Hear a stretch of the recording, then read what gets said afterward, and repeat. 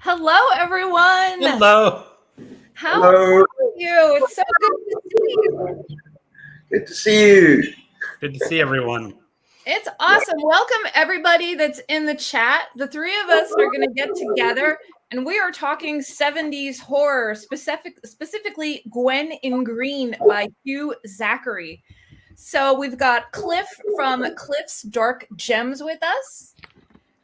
We've got Greg from Another Bibliophile Reads, and me, MJ. So how's everybody doing today? It's going pretty good. Awesome. Pretty good. We've got the long holiday weekend here in the States. Well, you don't need to worry about that now, Greg, because you're retired. I'm retired. I keep forgetting that Monday's a holiday. It's a holiday. So I am loving getting the extra reading day in. So this is the second book in the series for the book club, correct, Greg? Correct. Okay. So last month you guys read Burnt Offerings? Yes. Yep. Okay, and then, or that would have been June, and then no, that would have been July, and then August was Gwen in Green, and then in September, is it the Manitou? Manitou by Graham Masterton. Awesome. Ooh, looking forward to that. Yeah, definitely. I've heard of it. I've never read it, so I'm gonna see if I could participate in that one. It's cheap on Kindle. Is it? All right. Cheap.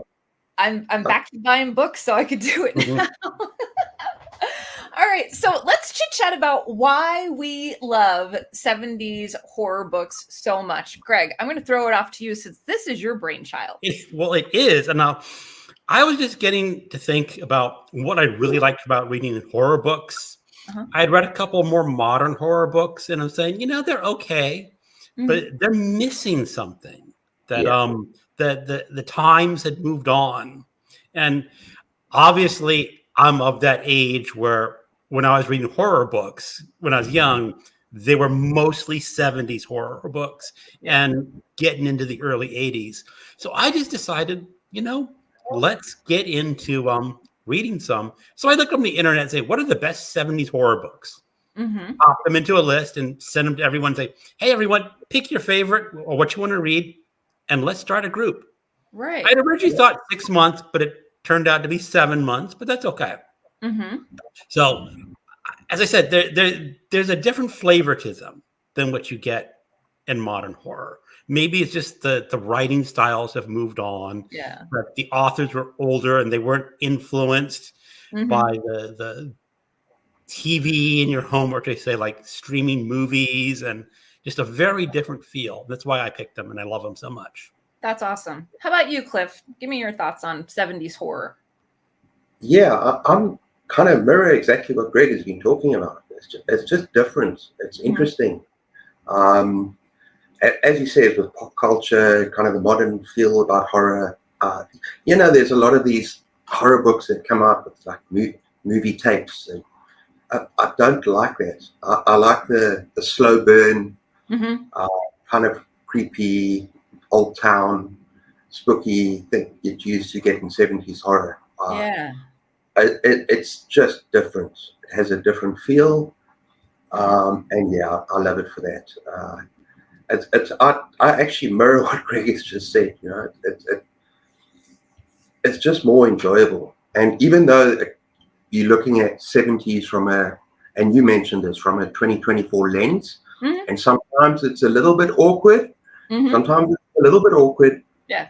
You've got to kind of see horror from where it comes. You've got to look at it. That's the age. That's how things were done.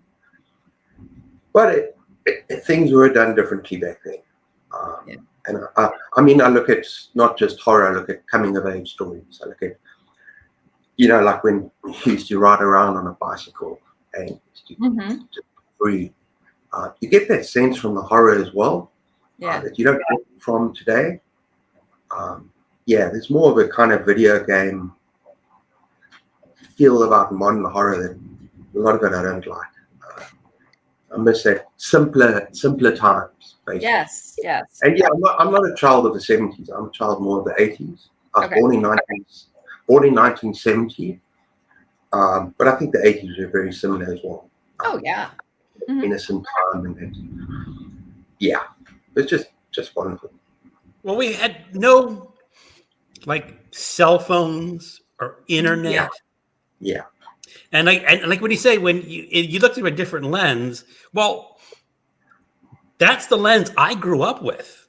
So really, I'm having to adjust my way of thinking to fit into modern times in some way because that's what I knew when I was like first starting to read. Yeah, I remember as a kid, born in 1970, riding around on bicycles, not a care in the world. Just so different to today. Just well, I'm sure it's the same in America, but especially here in South Africa, with crime and with everything. Just so, it was just so different back in the day. Yeah, for sure. Like I'm the generation that you came back home after playing all day when the streetlights came on. And your parents knew you were around in the neighborhood somewhere, but they didn't really care because there was nothing going on in the neighborhood. That's right. I remember that. Come home when the streetlights come home. And you think your bicycle, and you say you could ride anywhere on that bicycle you could get to. Exactly. And no one was really worried what was happening to you. Yeah. Yeah. As long as you're back for supper. I think my parents used to get annoyed if we were just a little bit late. Supper time, 7 o'clock. It's dark now. You've got to come back to supper. Yeah. Just had so much fun with my friends. Not a care in the world. Just riding your bike, riding your skateboard, running around. Yeah. We had these kind of woods next to our house at the back, and it was this a BMX track and quite a big woods, and we would just play. It was just so much fun. Yeah. And get kind of lost and forget about time for a while. Right. I think one of the things that I love so much about 70s horror is looking at it, but picking out the themes that could still carry today, that still hold weight today. And there's quite a few in Gwen and Green that I yes. I mean, we're gonna get go on MJ. Just go on.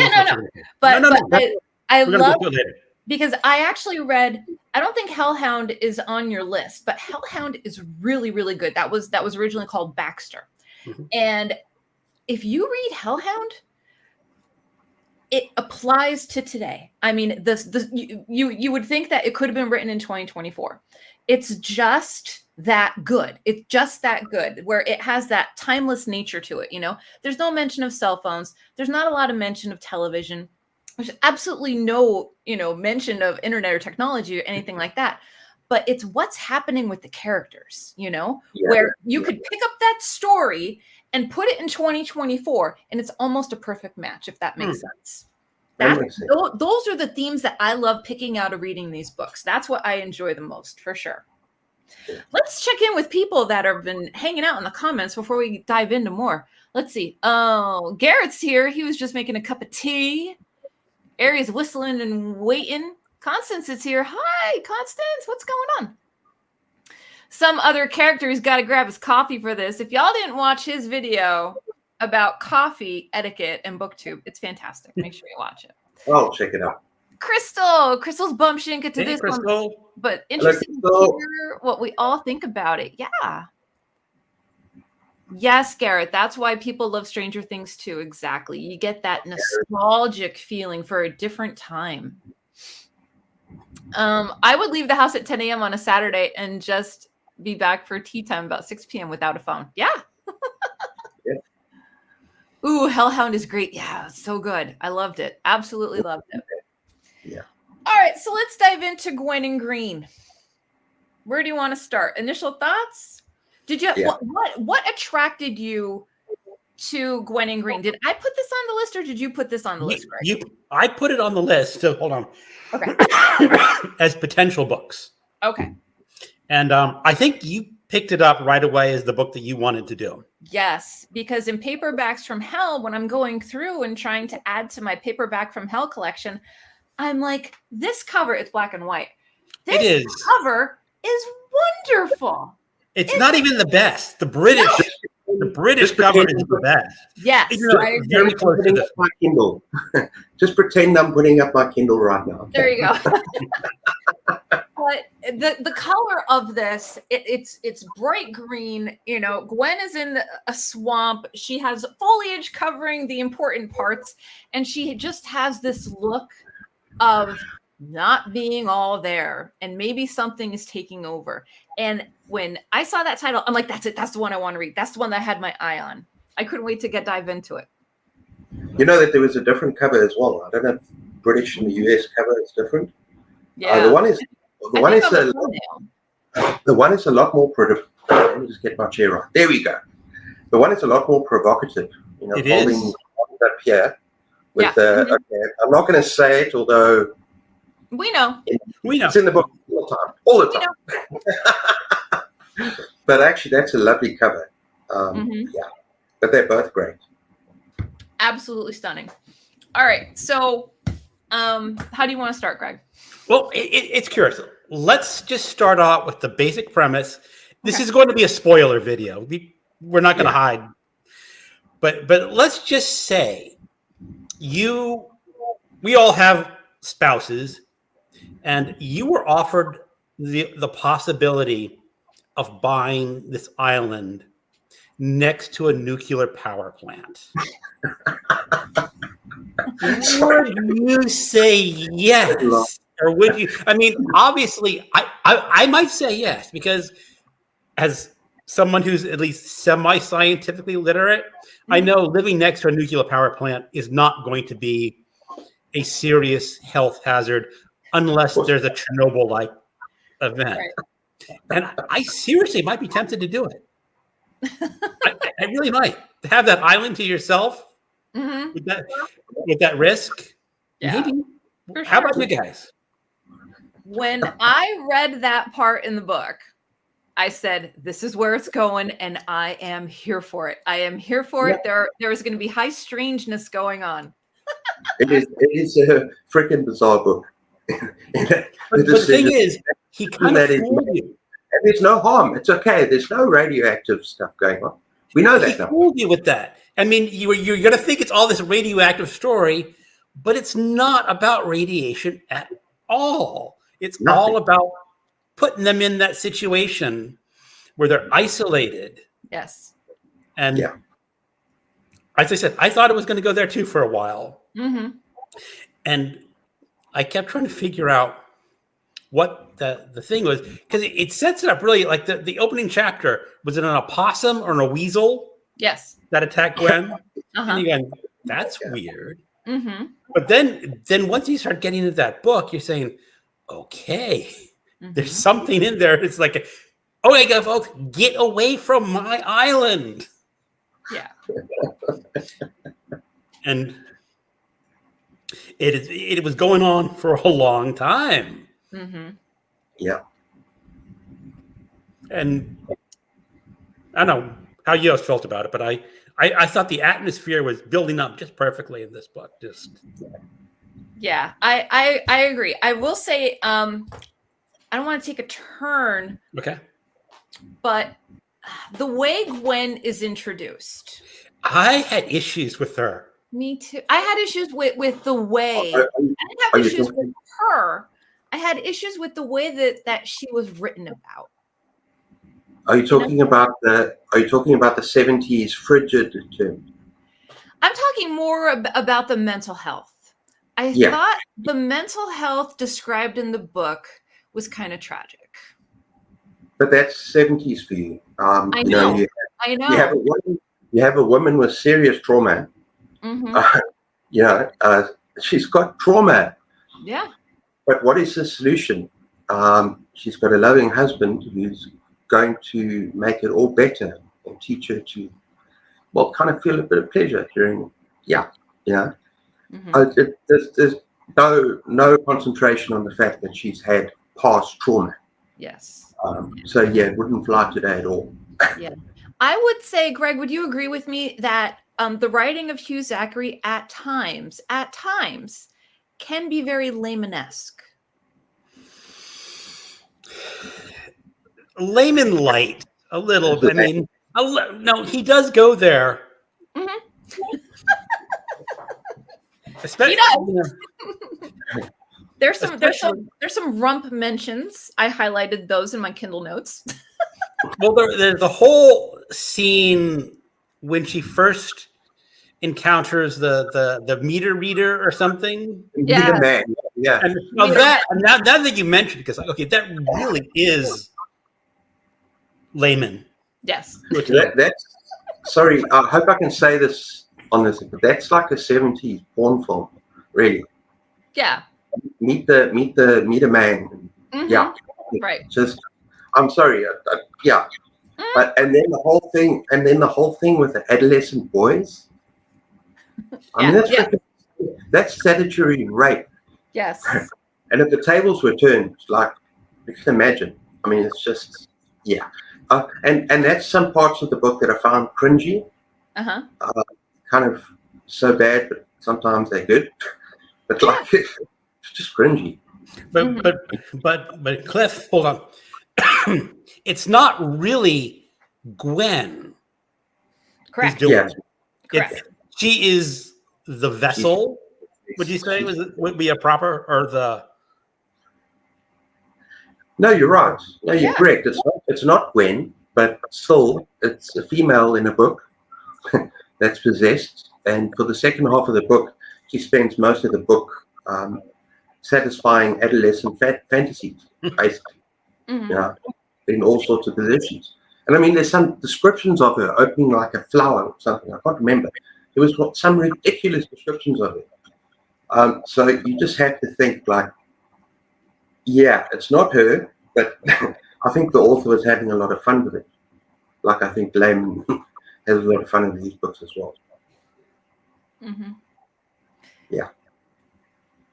All right, so let's see. Depiction of women, we kind of touched on that a little bit, right? Depiction of mental health, we touched on that.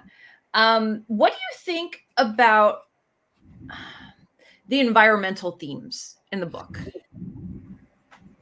I really had a lot of sympathy for the environment in this. But I think he, like you said, this really is an ecological novel saying, what are we really doing to our environment? Right. That we are just callously running it over and building it up. Because where I live off this little parkway. And when I moved in, they had a section that was all trees. And just over the past few months, they've torn down the trees. They've brought in the bulldozers, and they're getting ready to...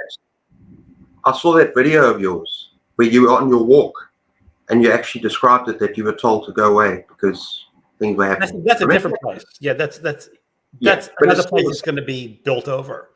But the thing is, they started really in earnest building while I was watching or reading Gwen in Green.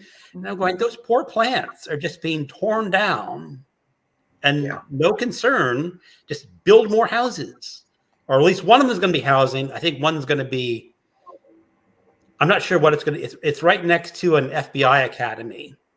And they don't really know what it's going to be. So, yeah, I mean, he was looking at the environment and saying, we should take more care about what we're doing. Because in this book, the plants actually feel pain. Yes. Yeah. And we don't think about it. You know, people say like, oh, don't eat animals, they feel pain. And we sort of just, logically, there's no scientific reason to believe it so, but.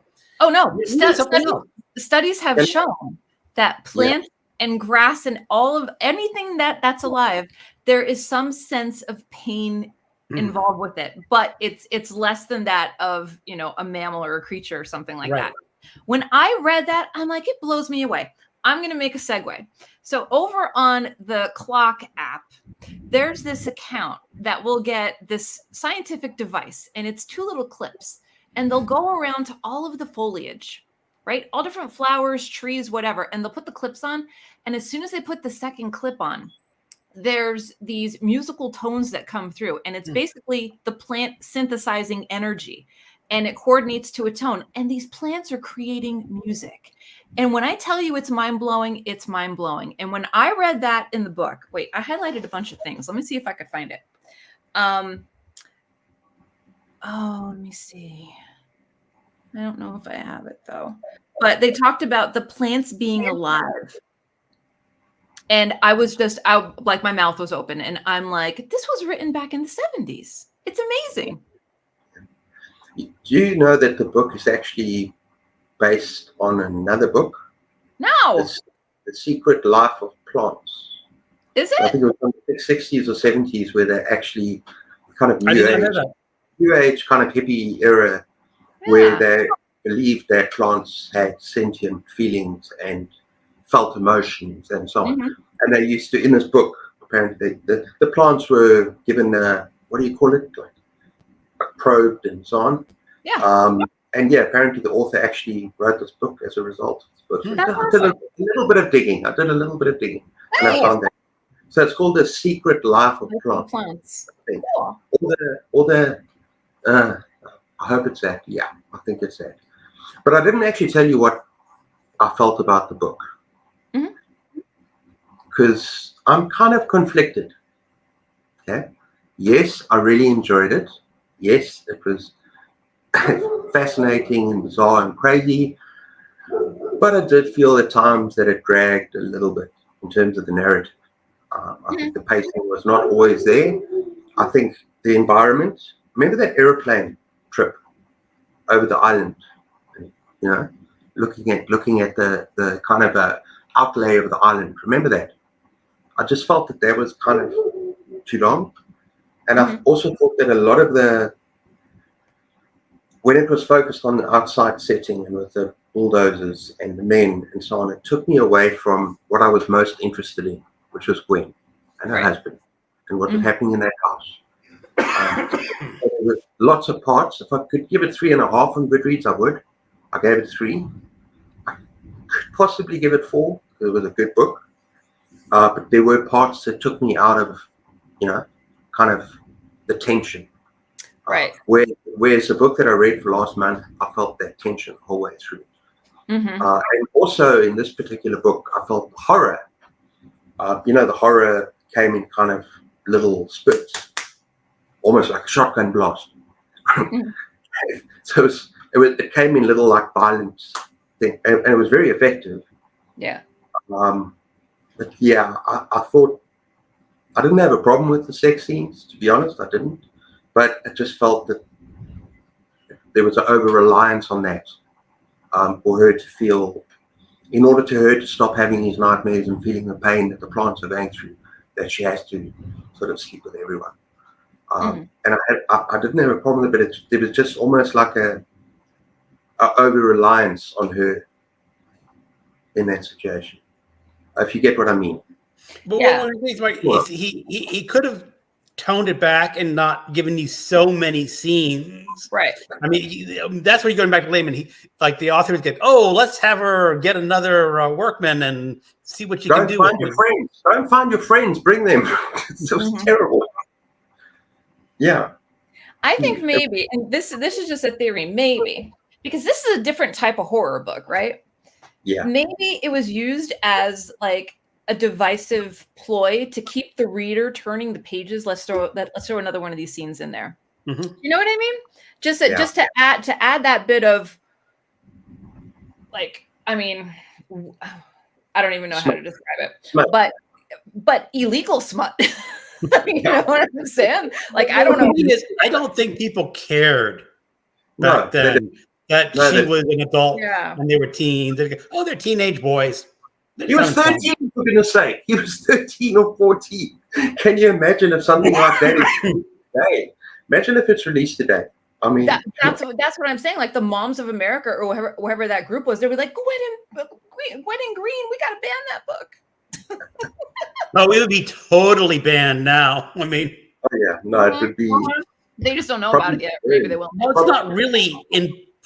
I guess you can get the paperback still, but it's very expensive. And there's a reissue that you can get now. Yep. But yeah, I think sometimes those scenes are kind of spiced in there to keep the other themes moving along. Does that make sense? Yeah. It's also like I noticed is that you know, when he wrote this in the early 70s, you know, it became really acceptable to have sex scenes in books. That started like in the mid 60s, early 60s, where you could actually have more graphic sex. And before then, it was all fade to black. So, yeah.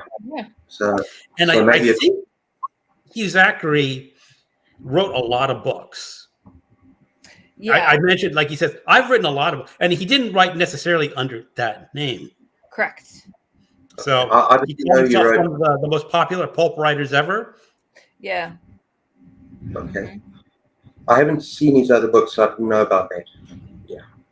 I saw one of the used books. I almost picked. It was like the 6 in a series of mysteries, and I said, you know, I'll wait for the first, but he was.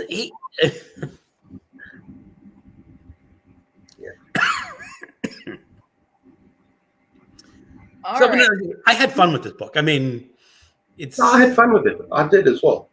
It just had its issues with me. That's all. Now here's another question: are the plants really evil? Aliens. I mean, they're alien, but they're really just trying to protect themselves against invaders. And my thought was, you know, when they said here on the front, an evil and ancient power lay waiting in her mind. And I said, you know, I don't think the plants are evil. No, they're not evil. They're doing what they think they need to do to protect themselves. So I loved the ending of the book. Yeah. I loved the ending of the book. Vicious. It was vicious, eh? But it was very good. Very, very good. Yeah. Definitely. And it's really shocking. But yeah, the plants aren't evil. And you're talking about the whole environment thing. Wasn't it in the 60s and 70s when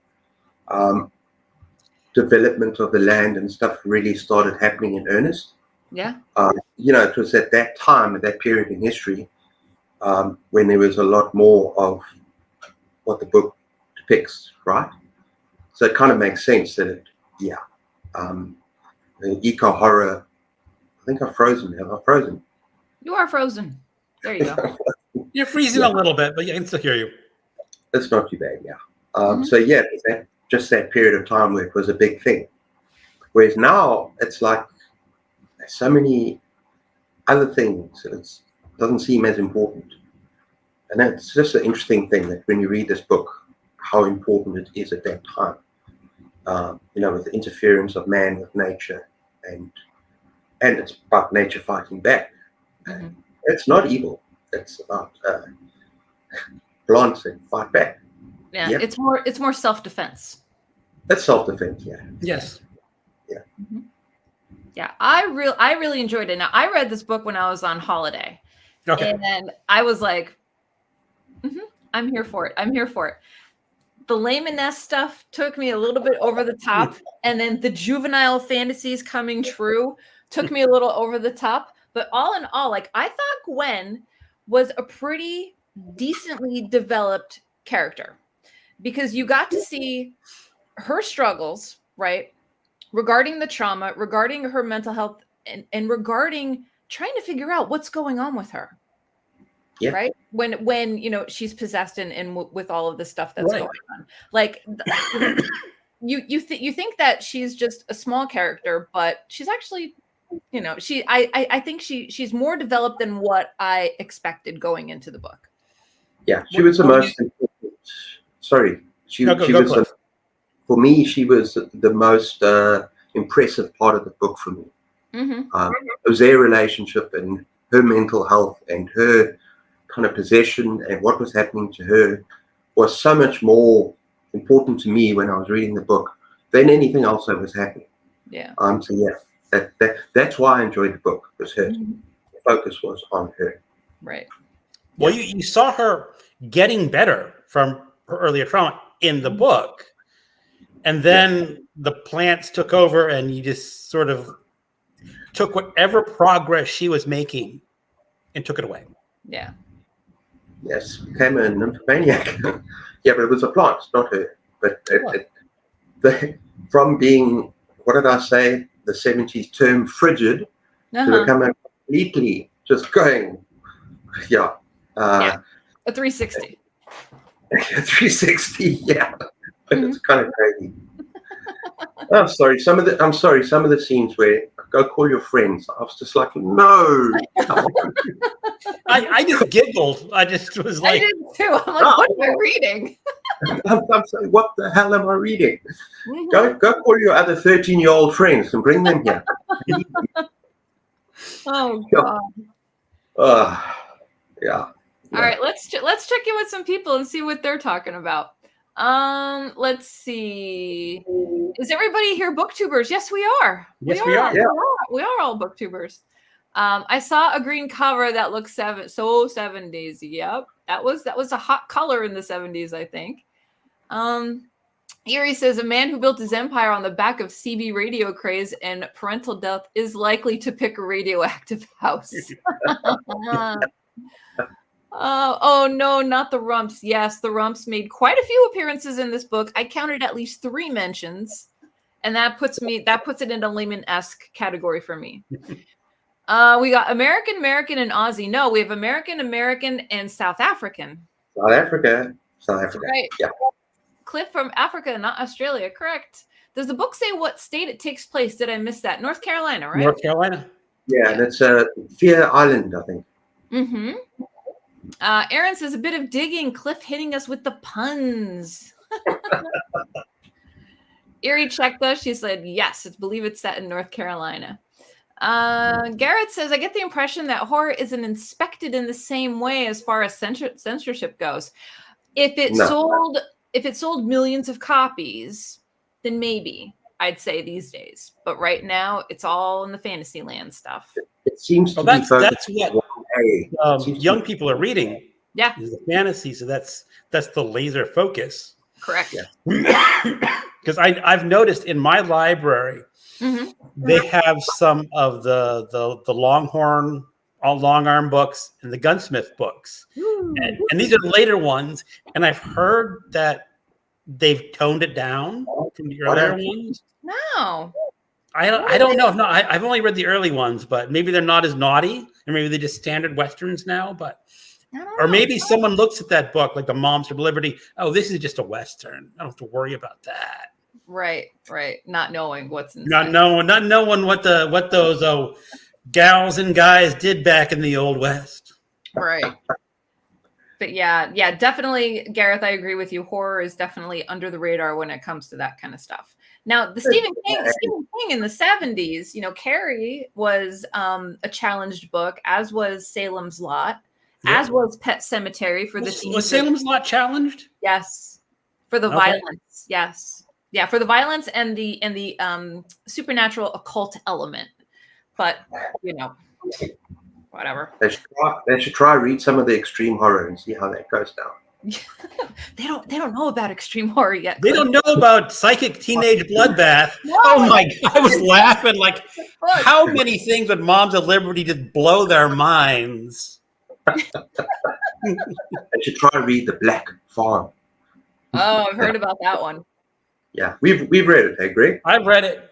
Yeah, it's if they can kind of ban some of these fantasy books or challenge them, just give them a couple of some of these extreme horror books.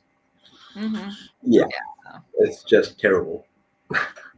So all in all, I think Gwen was a good pick. It was a good read. I think I gave it 4 stars. I completely enjoyed it. If anyone out there is looking to read it, you can get it on Kindle. You can also buy the paperback at your local bookseller because it was recently reprinted, reintroduced.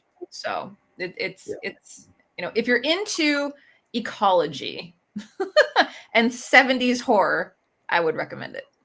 It is. I mean, yeah. And like I said, a lot of these can only be bought on Kindle nowadays, reasonably, on the 70s horror. Yeah. This one, it's either the Quirk books or the Valancourt books, but they reprinted the physical. Yeah. Look, I would recommend it. It's just, I was a little bit more critical than both of you. I just sort of dragged it. I just took it for what it was. I mean, yeah. When I go into books, first and foremost, I want to be entertained. I want to be entertained. And then I want to pick out the things that I like about a book, you know? So as soon as I got a little tinge of the layman-esque type writing and the situations with the boys and all that, I'm like, all right, I know where we're at right now. Do you know what I mean? And I just kept moving forward with it. I like to be engaged. One of the things I like is to be engaged the whole way through. Yeah. And I was engaged most of the way through, but the fact that sometimes it dragged for me, and I thought some parts were unnecessary, it took me out of. Yeah, it takes you out of the story. Yeah. So I'm a little bit more critical there. I don't give stars away that easily. I enjoyed it. If I could give 3.5 stars for this book, I would. That's because solid. The majority of it was actually very solid. I really enjoyed it. I'd recommend it. But yeah, some parts just dragged a bit for me. That's why I gave it 3 stars. Yeah.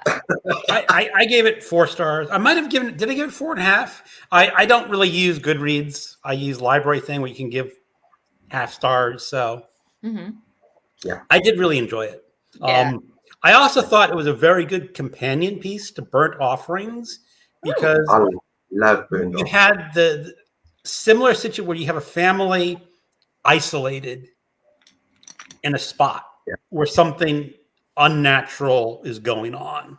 So I thought it was a very good progression. Yeah. Nice. Burnt Offerings was far superior for me. 5 stars.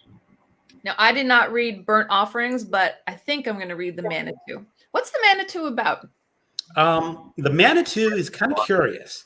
Graham Masterton is an English author. And he saw early on that he would sell more books in the United States by having a U.S. setting. So the idea is that there is a woman in New York City who discovers a small lump on the back of her neck. And she goes to the hospital and says, "Oh, what's this lump?" And the doctor said, "Well, let's take an x-ray." The doctor's going like, "That looks like a fetus." And the fetus is growing very fast. Oh my goodness. And you think right away that it is the reincarnation of an ancient medicine man who died before New York City became New York City when the Dutch came in. Okay. Oh wow. And out for revenge. Okay. I think I may have seen this movie growing up. It was Tony Curtis. I think I've seen this movie.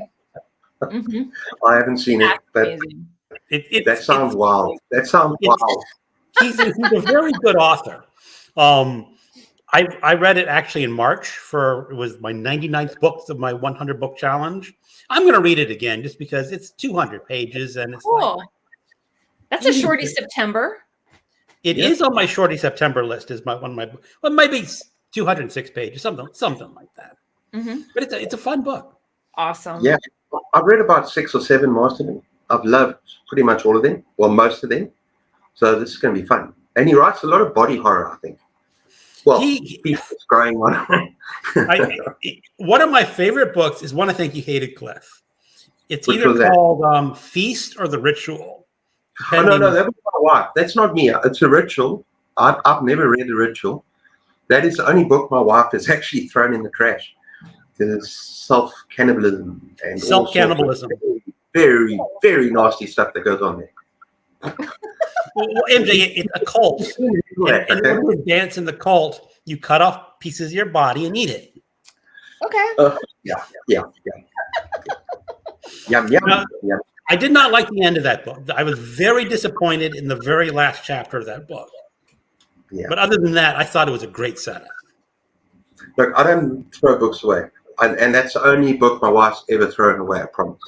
But yeah, she could not handle that cult sacrifice. She should not have thrown that book. If you can find I used to have a paperback and I unhauled it. And it's so valuable now. It's just like, I wish I'd kept it. Yeah. All right, let's check in and see what people are talking about. Let's see. Garrett says, haha, psychic teenage bloodbath. I wonder they would spot the clue in the title. I I really enjoyed that book. Now, there's a part 2, right, Greg? I emailed you, not emailed. What's the new app we're using? The Fable. Fable? I fabled you. I said, there's a sequel. Oh yeah, and it's on Kindle. It's on Kindle Unlimited too. It's on Kindle Unlimited. Yeah. Maybe I should try that for Halloween. I really liked it. I read it in a day. Yeah. It's a fast read. It's 200 pages, but psychic teenage. Yeah, it's very Carrie-esque. It's very Carrie-esque. Okay. Then I can read it. It's true about young people reading horror taste, but they love ultra-violent films like Terrifier. I never saw Terrifier. I've never seen it either. No, I know the character. It was available on Amazon under a thing called Freevee or something. Yeah. If you watch it with ads, it's just, I don't want ads being, and I have a feeling that you're going to take out the really naughty bits of that movie. And, give us give you an ad. Give you a toned down version. So if you're going to watch a movie called The Terrifier, just give it all to me. There you go. Erie says, my library has the ebook and audiobook. I think she's talking about either Gwen and Green. Gwen and Green or the Manitou, one or the other. Either way, your library is good. My libraries don't carry those. Yeah. I'm going to have to check to see if New Orleans has the Manitou, Greg. That's your sign to sign up for the New Orleans Public Library. It is. Let's see. Sorry, is the Manitou the first book that he wrote? I believe Manitou was the first novel Grandmaster's and published. Okay, because that's the one that it's one of the. I've got about 15 or 12 or something, and I don't have the Manitou, so I've had to get it on my Kindle. So is that the debut novel? That's his first. As far as I can remember, it's his first novel. Okay, sorry for the interruption. Carry on. Cool.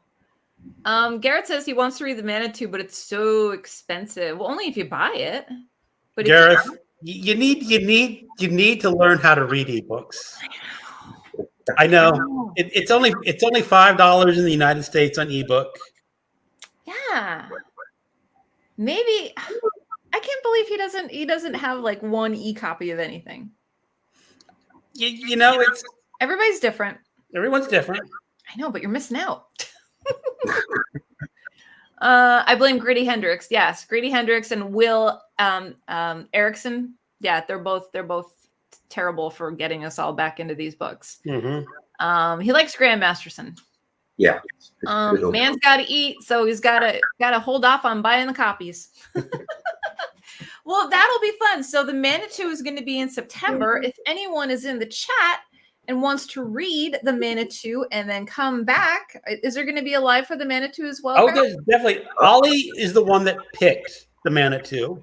Okay. So I got to contact him and say, come on, you want to come on live? I know he doesn't like to do too many lives, but yeah, we'll see if I can coax him in to do the live show for the Manitou. I'm sure he could be coaxed. Come on, Ollie, come to the live. Yeah, they're not so bad. He's done a few. I think he's getting. I think he has done live shows before. He's just not a huge fan of live shows. Yeah, I like them. It's been a minute since I've been here, and I think Gareth and I are going to hang out tomorrow night, and we're just going to hang out. Yeah, I don't have work on today. All of your live shows. I need to watch your live shows. Because the time zone is so different. It's weird. Yeah, but that's all right. Whenever we can accommodate you, Cliff, we're all about it. Yeah. Thank you. For sure. I have no idea what my face looks like now, but it's after 7 o'clock, so it's dark. I've just got lights shining on me. So yeah. Yeah, it's going for 1 o'clock in the afternoon when we are. Yes. So all in all, Gwen and Green is It's a good one. Pick it up if you haven't read it. Yeah, you haven't spoiled too much. I'm gonna give a thumbs up with reservations, but I enjoyed it. That's what matters, right? Yeah. Cool. All right. Well, did we cover everything that we needed to cover? I think so. I mean, yeah. Cool. Let's ask. What are you guys reading right now? Garbology. Ooh, which story are you reading? I'm getting to your story very soon. Well, I hope you enjoy it. I'm sure I'll enjoy it. I finished Garbology last night. Nice. Oh, And I have to say, and I'm trying to not be biased, but out of the 5 people that I know best for my live streams, they have some of the 5 best short stories.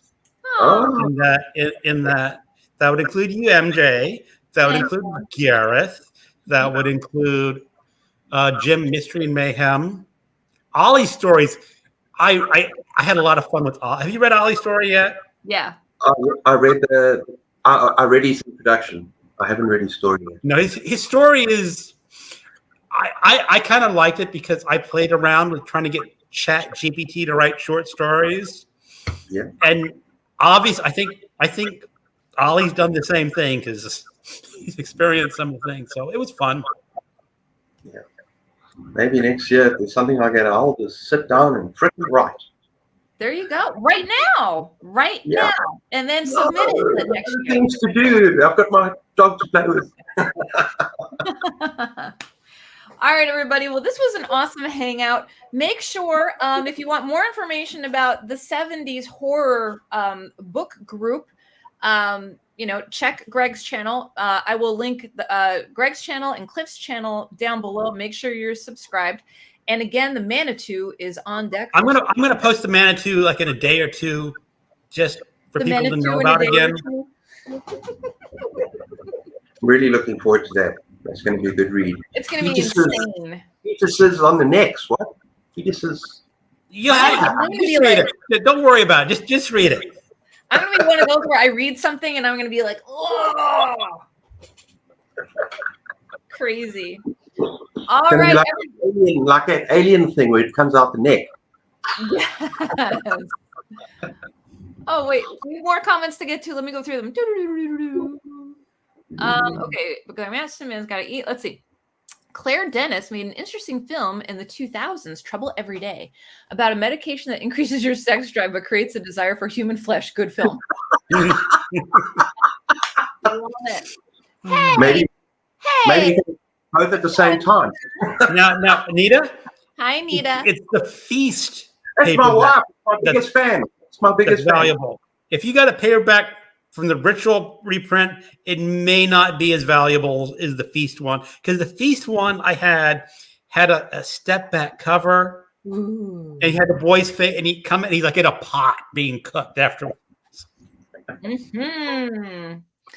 Let's see. Oh wait, Gareth, I have ebooks, well PDFs, but I don't like it. PDFs suck. Maybe we can get you to like it.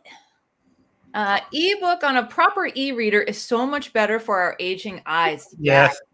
Well, I don't know if I've got a proper e-reader, but as long as you can make the font big, a-okay with me. Yeah. It's the biggest size it can get. My library has the Manitou and its sequels in ebook form. There's sequels? There are sequels, although I've read the first 3. What are they? I don't recommend the sequels. I think he wrote it because he was under contract. Oh, I got to write a book due in 2 months. I'll just write a sequel to the Manitou. So original. I mean, no, I won't give away. I mean, all good horror books leave a possibility open at the end. Mm-hmm. And I think that possibility is usually better than the actual fulfillment of it later. Yeah. And that's one of the things that I don't like about sequels. And one of the sequels was set in New York City before 9/11. And it's not a huge spoiler, but the Manitou destroys the Twin Towers. Oh. Wow. Because they were still standing at the time. Yeah, yeah. And I'm going, okay, that's kind of wrong nowadays. It's eerie. Yeah. It is. Yeah. Let's see. Okay, so Erie's got the Manitou. Ready to rock and roll with that one. Join us. Gareth says, yeah, live is lovely. He also says, yeah, scratch that itch. Aaron says, Garbology, nice way to wrap up Garbogust. Erie, yeah, that's a good point. This live stream is totally related to Garbogust. Yeah, completely. Well, thank you. Thank you. I love that Greg does Faulkner and posh stuff as well as 70s horror. Yeah, that That's the best. That's the best about being on booktube. There's no rules. You can read whatever you want. You can. Although I was not able to finish my Faulkner this month. I know, same. I started it. I discovered that I'm not a schedule reader. Yeah. I can't read 50 pages in a week, come back, read 50 more. I just have to read the book. Yeah. And that's what threw me off. I just finished Hollywood Wives today. I cannot believe that I'm starting to read a romancy tomorrow. I know. And a banned one. But it's not banned in South Africa. No, or is it banned in South Africa? How many people have jumped on this bandwagon saying, you know, it's not my kind of book. But was it Pat? She says, I don't like the idea of Utah banning this book. Yeah. So I'm going to read it and prove Utah wrong. Yeah. There was actually... Go ahead. Cliff, did we lose you? Cliff? I'm kind of... No. What I was going to say is I think you should send every one of those Utah critics a copy of No One Rides for Free by Judith Sonnet and force them to read it. No One Rides for Free? Yeah. That's an extreme horror novella. It's the nastiest thing that I've ever read. It's just so nasty. So disgusting. So I don't know if it's more disgusting than Teenage Bloodbath, but I will have to look that one up. No One Rides for Free? Yeah. It looks like I'm gone now. You're just frozen. I can still hear you fine. It'll catch up. It will. Yeah. So oh no, all right, now we lost your picture, but he's still Oh, No One Rides for Free. It's on Kindle Unlimited. Is it? Only 138 pages. Yeah. That's a shorty September. I'm pretty packed on shorty September, but I might be able to squeeze it in. I have shorty September pretty much every month of the year. Those are my favorite books to read. Are like 250 pages and under. My favorite. Because when I read Teenage Bloodbath, I mean, I read it in a day, and I had finished a book earlier in the day, so it's like that was just a fun little ride for the evening. Yeah. Let's see. Garrett says, I love the we did that one. I was in a bookshop today and a woman told her daughter that she didn't read it all until she read ACOTAR book, and now she's reading. Well, there you go. See? Novellas and comic books for me. Haha. Hey, bitter almonds. Hey, bitter almonds. Yeah. Novellas are the best. I just love them. Well, I think novellas and horror are almost a perfect page length for the genre. Yeah, they're snacky. I love a snacky book. Now, did you ever read When Darkness Loves Us? No, but I have it. I have it on my shelf. There's Cliff. Cliff. It's a really good. What happened there? Horror novella. One of my patrons told me to read it, so I picked it up before I went on the ban last October, and I have it waiting there for me. I'm just waiting to get the strength to read it. They said it's very effective. When Darkness Loves Us. It's a paperback from hell. Okay. Yeah. I haven't read that one yet. Yeah. No, Cliff. It's about a pregnant teenager who gets locked in a cave underground in complete darkness. Okay. And she has to live under there for years. Sounds like my kind of book. There you go. Cool. Yeah, so this has been awesome. So it has been awesome. I love it because I love the chance not to have to host sometimes. Yeah. Well, yeah. And I like the chance to host sometimes too. So it all works out. And Cliff, I think you volunteered to host one of the books for this. Yeah. Towards the end of the year. Towards the end of the year. All right. Yeah. I've got another live I'm hosting tomorrow. So, yeah. Cool. Also, it's nice. I'm actually doing some smaller booktubers and bigger booktubers. Nice. All right. Cliff, I think we left again. All right. I think we've come to an end, probably. All right. So Yeah. thanks everyone for hanging out in the comments. Indeed. Thanks Thank you. for participating. Cliff, wonderful to see you. Greg, awesome as always. And we will see you in our next videos. Make sure that you check out everyone's channel too. All right. Awesome, MJ. Thank you so much. Thank you, MJ. You're welcome. Bye for now, everybody. Bye. Bye.